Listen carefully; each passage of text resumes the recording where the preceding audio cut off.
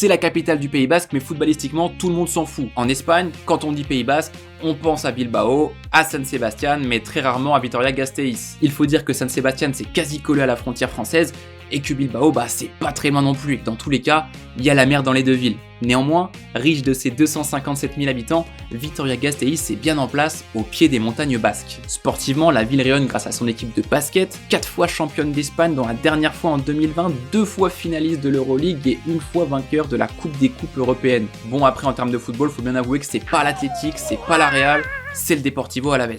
Il n'empêche que l'engouement autour de l'équipe est présent. Certes, son stade de Mendizorroza ne peut accueillir que 19 800 spectateurs, mais au moins il est toujours plein. Une stat l'illustre d'ailleurs parfaitement. 96% des abonnés de l'an passé ont renouvelé cette année. Par conséquent, la limite de 17 800 abonnements a vite été atteinte. Pour les autres, il ne reste que les miettes, et pour les miettes des Babazorros, on se bat, car malgré une pige en seconde division il y a 3 ans, Alavés s'est solidement installé dans l'élite espagnole. Ok, le club de la province d'Alava est loin de son apogée. Ok, en 2001, ça perdait une finale de coupe de l'UEFA contre le Liverpool de Steven Gerrard au terme d'un match d'anthologie perdu 5-4.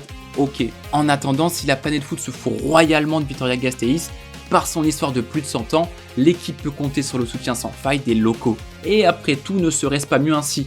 Dis-moi ce que t'en penses.